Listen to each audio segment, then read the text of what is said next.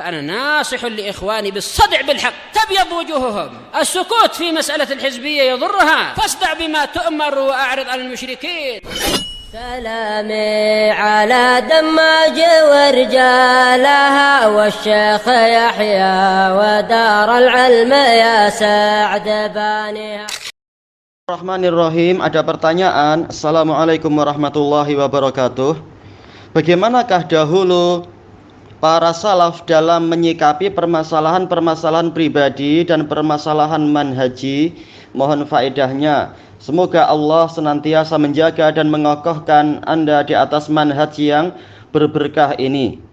Jawabannya dengan memohon pertolongan pada Allah. Waalaikumsalam warahmatullahi wabarakatuh. Semoga Allah juga senantiasa menjaga dan mengokohkan antum dan kita semua dan seluruh kaum muslimin di atas kebenaran dan menambahkan ilmu di atas ilmu yang ada, juga hidayah di atas hidayah yang ada, dan taufik di atas taufik yang ada, sehingga semakin tertolong, lurus dan diberkahi.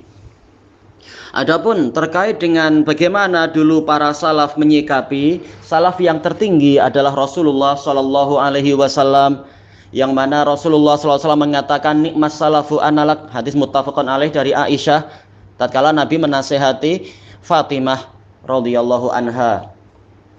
Hadis Aisyah radhiyallahu anha. Iya, yaitu para Rasulullah mengatakan, sesungguhnya sebaik-baik salaf untukmu adalah aku. Sementara Allah Subhanahu wa taala telah menasihati nabinya sallallahu alaihi wasallam, khudhil afwa wa'mur bil 'urfi wa'rid 'anil jahilin. Ambillah akhlak pemaaf, yaitu jadilah engkau pemaaf, dan perintahkan kepada yang ma'ruf dan berpalinglah dari orang-orang yang jahil. Maksudnya berpaling di sini bukan berarti tidak mendakwahi, tetapi berpaling dari sikap-sikap buruk mereka. Orang yang jahil didakwahi baik-baik, didakwahi dengan akhlak yang baik, diajari, bukan didiamkan, dan bukan pula kebatilannya itu didiamkan, tetapi tetap kita perintahkan kepada yang ma'ruf. Dan juga Allah Ta'ala berfirman kepada nabinya, fasfahis safhal jamil, berikanlah pemaafan dengan pemaafan yang baik. Dan Allah Ta'ala memberikan nasihat kepada para salaf, kepada para sahabat, wal ya'fu wal yasfahu ala tuhibbuna ayyaghfirallahu lakum wallahu ghafurur rahim.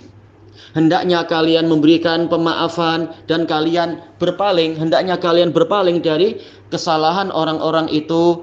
Apakah kalian tidak suka untuk Allah memberikan pengampunan terhadap dosa-dosa kalian? Karena sesungguhnya Allah Maha Pengampun lagi Maha Penyayang.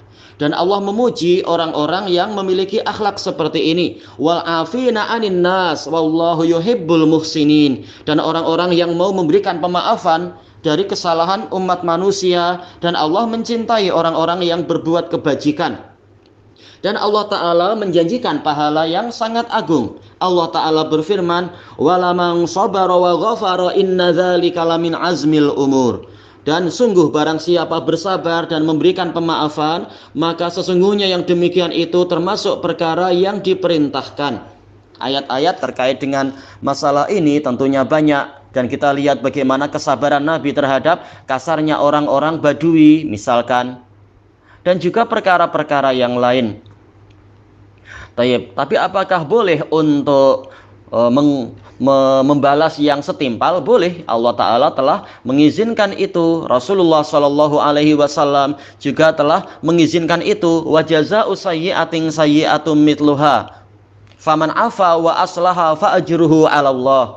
Balasan keburukan adalah keburukan yang semisal dengan itu. Kemudian barang siapa memberikan maaf dan membuat perbaikan, maka sesungguhnya pahalanya itu menjadi tanggung jawab Allah. Berarti pahalanya itu tidak terbatas. Dan dalil-dalil tentang masalah ini adalah banyak.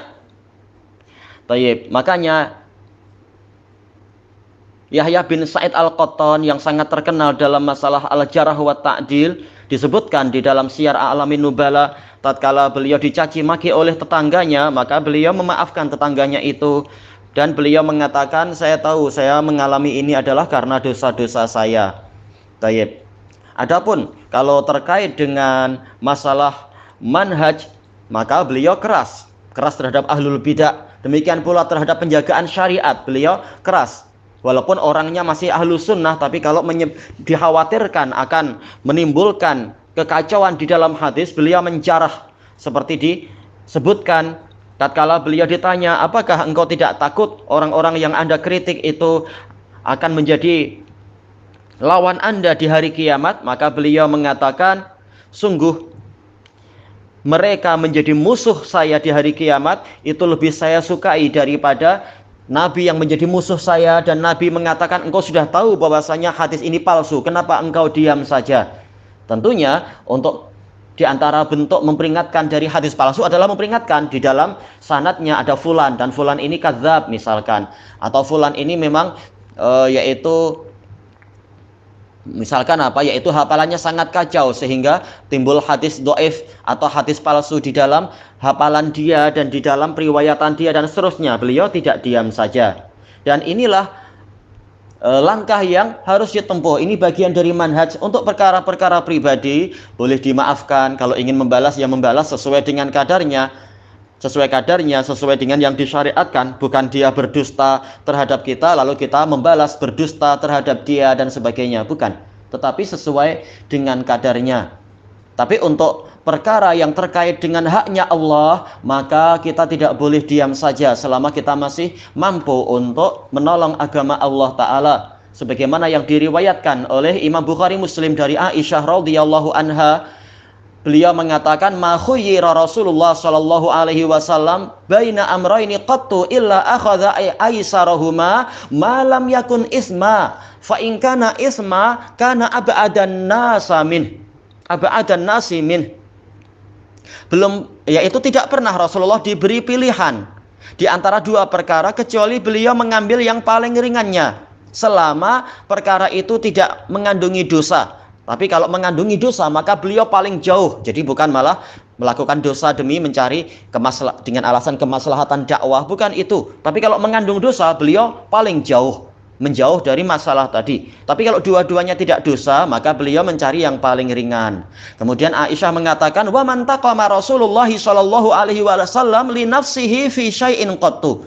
Dan tidak pernah Rasulullah sallallahu alaihi wasallam membalas untuk diri beliau sendiri sedikit pun karena suatu perkara, illa antun tahaka hurmatullah fayantaqima lillahi ta'ala, kecuali apabila kehormatan Allah yang dilanggar, syariat Allah, yaitu mungkin tauhid Allah dilanggar dengan kesyirikan, atau keimanan pada Allah dilanggar dengan kekufuran.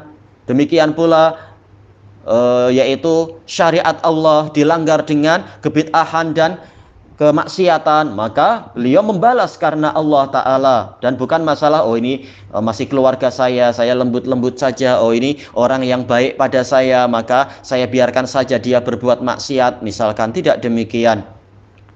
Tayyib. Makanya diriwayatkan dengan sanad yang sahih oleh Imam Ibnu Abi Hatim Ar-Razi rahimahullahu ta'ala di dalam yaitu di dalam Muqaddimah Al-Jarh wa Ta'dil, dengan sanad yang sahih beliau meriwayatkan dari Sufyan Ats-Tsauri rahimahullah ta'ala, yang mana beliau mengatakan, idza ahbabta rajulan fillah azza wajal summa hadasa ibtada'a fil islami bid'ah au hadasa fil islam au fid din hadasan falam tubghidhu fa innaka lam tuhibbahu lillahi azza wajal. Apabila engkau mencintai seseorang karena Allah azza wajal, kemudian dia membuat perkara baru di dalam agama ini, lalu engkau tidak membencinya, maka berarti engkau tidak mencintai dia karena Allah azza wajal. Berarti sekedar masalah pribadi saja. Tayyib. Makanya di dalam hadis yang diriwayatkan oleh Imam Muslim dari Aisyah, Rasulullah SAW, yaitu Aisyah bercerita tentang Rasulullah, ma daraba Rasulullah sallallahu alaihi wasallam syai'an qattu biyadihi. Belum pernah Rasulullah SAW memukul sesuatu apapun dengan tangan beliau. Walam ra'atan wala khadimah, memukul wanita ataupun memukul pembantu, illa ayyujahida fi sabilillah, kecuali apabila beliau tengah berjihad di jalan Allah. Jihad ini luas. Tayyib, terkait dengan hak Allah, terkait dengan syariat Allah. Wa manila minhu syai'un qattu fayantaqimu min sahibih, dan sama sekali belum pernah beliau disakiti sedikit pun lalu beliau membalas terhadap pelakunya, illa an yuntahaka syai'un min maharimillahi ta'ala, kecuali apabila ada sedikit saja dari perkara-perkara yang diharamkan oleh Allah Ta'ala justru dilanggar, fayantaqimu lillahi ta'ala, maka beliau membalas untuk Allah Ta'ala, bukan membalas untuk pribadi beliau.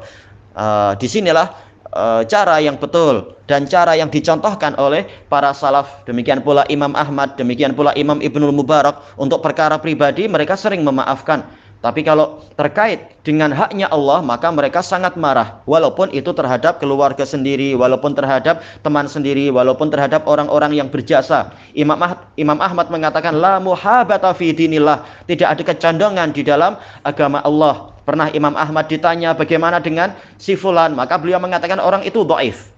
Kenapa? Ini terkait dengan agama Allah. Syariat akan rusak apabila dicampuri oleh riwayat orang-orang yang dhaif tanpa ada penguat misalkan dan sebagainya. Lalu si penanya mengatakan dia adalah pakcik saya sendiri, paman saya. Maka Imam Ahmad mengatakan wallahul musta'an walakinnad din la muhabata fih. Maka Imam Ahmad mengatakan Allahul musta'an, yaitu ada sedikit penyesalan. Beliau mengkritik paman si penanya, lalu beliau mengatakan akan tetapi tidak ada kecondongan dalam agama ini, walaupun dia pamanmu sendiri, maka tetap dia itu dihukumi dhaif apabila memang dia dhaif. Baik. Sebagaimana para salaf, misalkan siapa? Zaid bin Abi Unaisah thiqah, beliau mengatakan akhi Yahya kadzab, saudara saya Yahya pendusta, Yahya bin Abi Unaisah. Walaupun ini saudara sendiri, tapi ini terkait dengan agama Allah. Demikian pula Imam Ali Ibnul Madini, beliau mengatakan Al-Walid rahimahullah dhaif. Ayah saya, semoga Allah merahmatinya, ayah saya lemah. Walaupun ayahnya, tapi ini terkait dengan agama Allah, untuk menjaga kemurnian agama Allah, maka lemah dikatakan lemah. Wallahu a'lam walhamdulillahi rabbil alamin.